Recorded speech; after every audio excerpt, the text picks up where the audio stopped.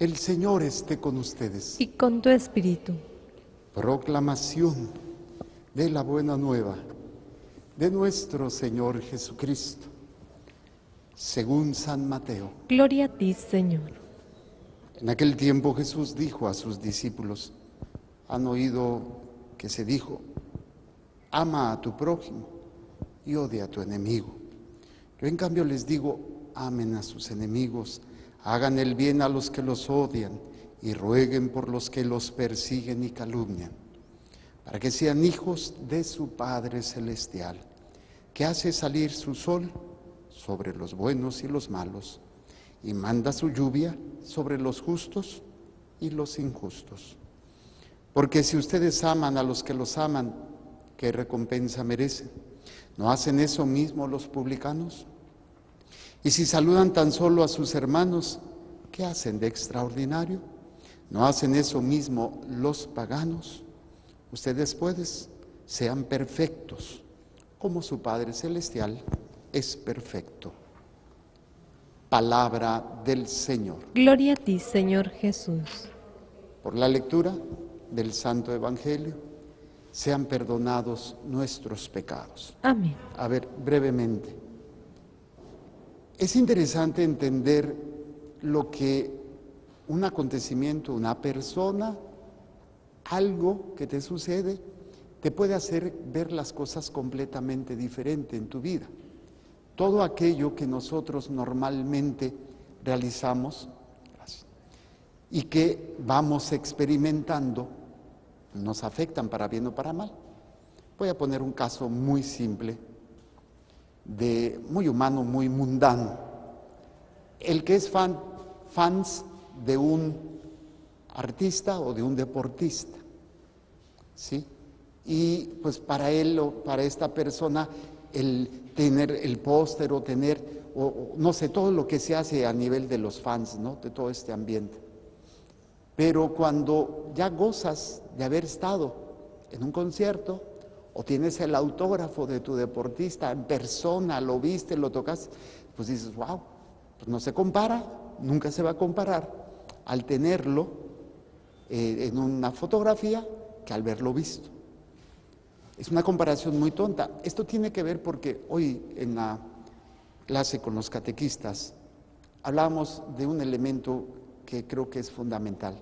Les hablaba de lo que es la visión beatífica que existe para los seres celestiales, los seres espirituales y para los justos, que es esta visión, que claro no es con los ojos de la carne, pero es este conocimiento, este acercamiento, estar en la presencia de Dios cara a cara.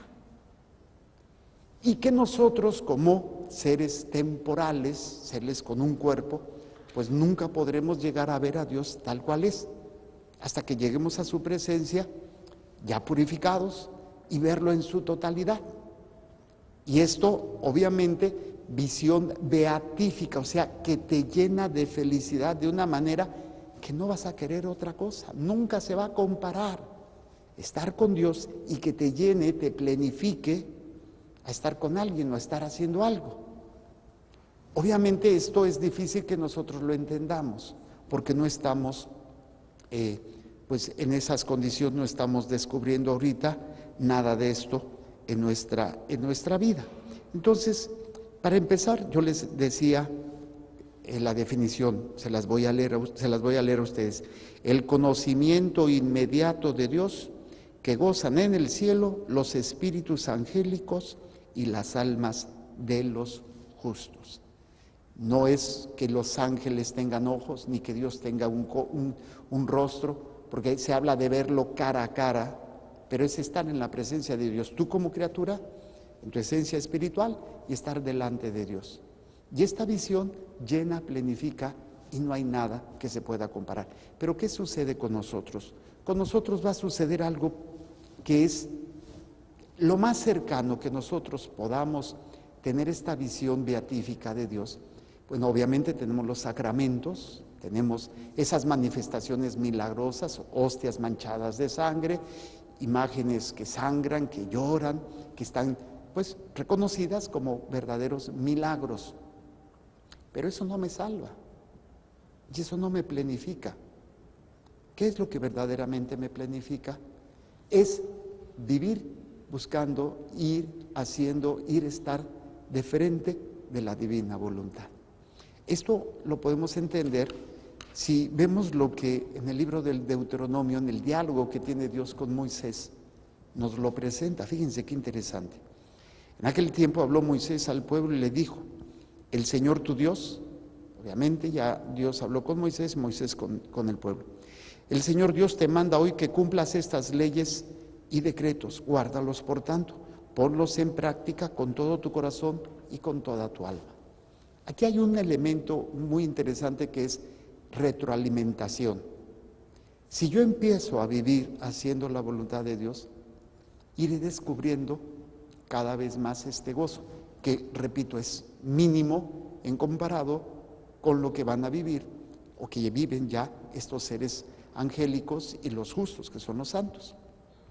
Pero es como yo puedo entender que haya habido seres humanos como tú y como yo, que encuentren felicidad en algo que no sea Dios y que puedan renunciar a una forma de vida o puedan renunciar incluso a su propia vida por algo más grande. Y estas personas que nosotros reconocemos como mártires, como santos, es que han experimentado el descubrir, el saborear, el hacer la voluntad de Dios.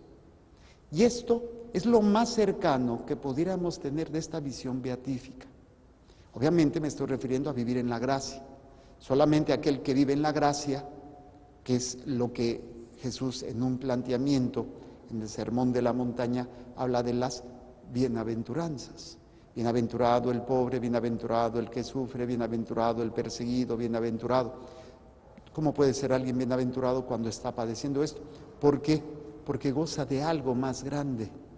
Y si lo comparáramos, pues obviamente la persona que experimenta esta relación íntima con Dios, este encuentro con Dios, esta visión de Dios en su divina voluntad, es capaz de hacerlo a un lado todo con tal de esto, porque esto lo planifica. Obviamente hay un obstáculo, y el obstáculo es el pecado, que no nos permite ver con claridad, que no nos permite saborear. Yo les explicaba a los catequistas que es como jugar a la gallinita ciega, donde Satanás nos venda con el pecado, y aunque Dios está ahí, Él nos mueve y nos aleja. Y entre más pecado, entre más vida de pecado, menos plenitud, menos felicidad, y nos vamos perdiendo. Entre más vida de gracia, entre más búsqueda de la voluntad de Dios, nos acercamos más a esa plenitud, que es todo el proceso del Antiguo Testamento, los mandamientos, los preceptos del Antiguo Testamento, era simplemente el hecho de irse desprendiendo de esa parte temporal, de esa parte humana, que pues nos cuesta trabajo, pero irte fortaleciendo para ir. No matarás, no robarás, no fornicarás, no desearás, no mentirás, no esto, no lo otro, pero es con esa idea de desprendimiento. Hubo personajes del Antiguo Testamento que tuvieron visiones, y no podemos decir totales y plenas, porque nadie puede ver, siendo criatura, nadie puede ver a Dios en su totalidad. Vemos un reflejo. Hay un pasaje hermoso que explica esto.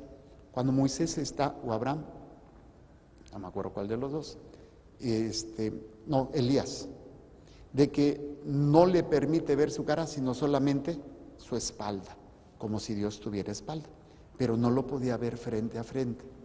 Pero estos personajes llamados profetas, llamados hombres y mujeres de fe del Antiguo Testamento, que empezaron a obedecer a Dios, tuvieron una fuerza extraordinaria, llamada una fuerza espiritual, pero también una capacidad de, medio de todo esto, enfrentar las adversidades, la injusticia y todo, desde una alegría. Y solamente aquellos que ya descubrieron después del Nuevo Testamento a Jesús, y lo vemos en los apóstoles, son aquellos hombres y mujeres que descubren el reino de la divina voluntad, el reino de lo más cercano que será la visión beatífica que tenemos de Dios.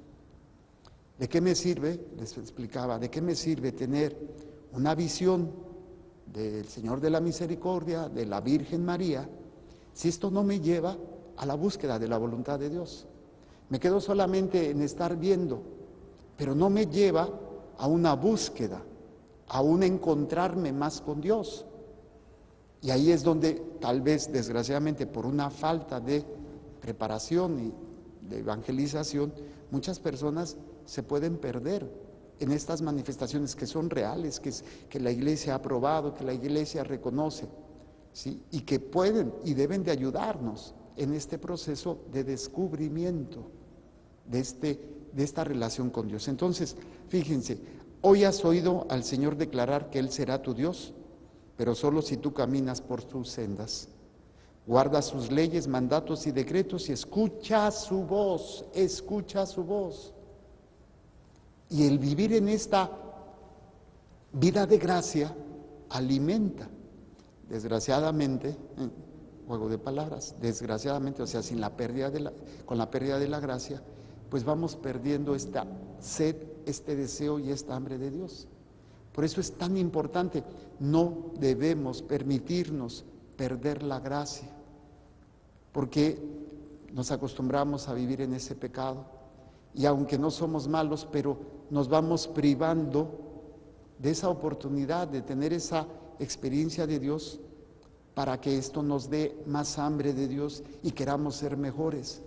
La anestesia que vivimos a nivel espiritual y la somnolencia que vivimos a nivel espiritual por el pecado nos hace apartarnos de regalo, de este don maravilloso. Dice, hoy el Señor te ha oído declarar que tú serás el pueblo de su propiedad, como Él te lo ha prometido, pero solo si guardas sus mandamientos. Guardo los mandamientos, guardo mi vida de gracia, guardo mi vida de oración para tener un encuentro cada vez más intenso con Dios. Y este encuentro refiero a esta búsqueda y a ese hacer la voluntad de Dios.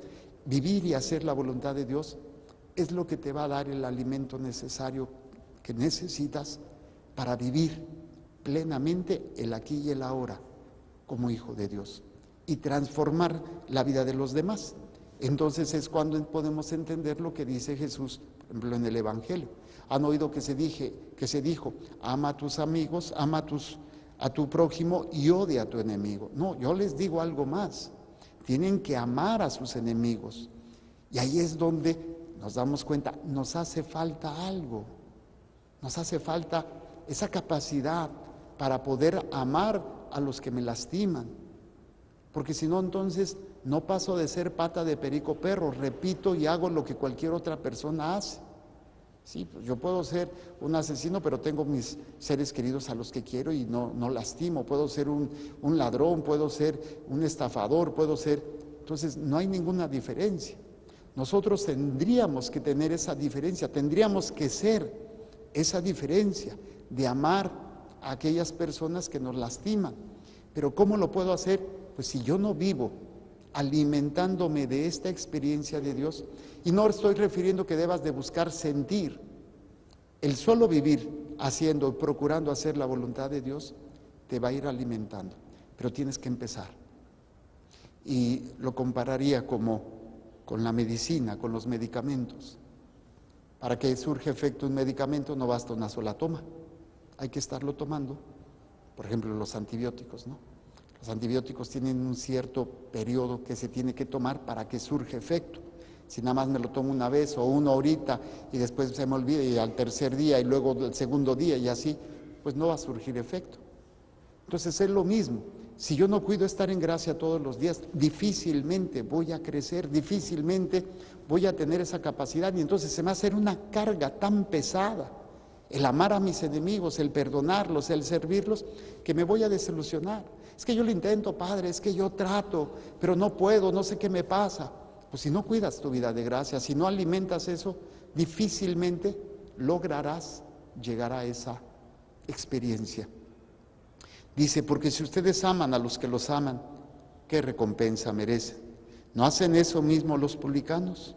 Y si saludan tan solo a sus hermanos, ¿qué hacen? De extraordinario, ¿no hacen eso mismo los paganos? Ustedes sean perfectos, como su Padre Celestial es perfecto. O sea, solamente viendo a Dios, solamente viendo lo que Dios hace por mí y sigue haciendo por mí, solamente en la búsqueda de la divina voluntad podré llegar a esa perfección o esa perfectibilidad, que no vamos a ser completamente perfectos, pero voy a tener esa capacidad. Necesito algo que sea más fuerte en mí que todo lo que estoy viviendo, algo mucho más grande. Y si no lo hago desde Dios, muchas otras cosas van a tener más fuerza en mí, mucho más. Y ahí es donde viene la incapacidad de cada uno de nosotros para responder a lo que Dios nos pide, como esposos, como padres, como consagrados, como católicos, en todos los ámbitos de nuestras vidas. Y ahí es donde termino con esta frase que cierra toda la idea de esta predicación, el Salmo. Dichoso, que es otra palabra para decir bienaventurado, o sea, alegre. Dichoso, bienaventurado, alegre, que es beatífico.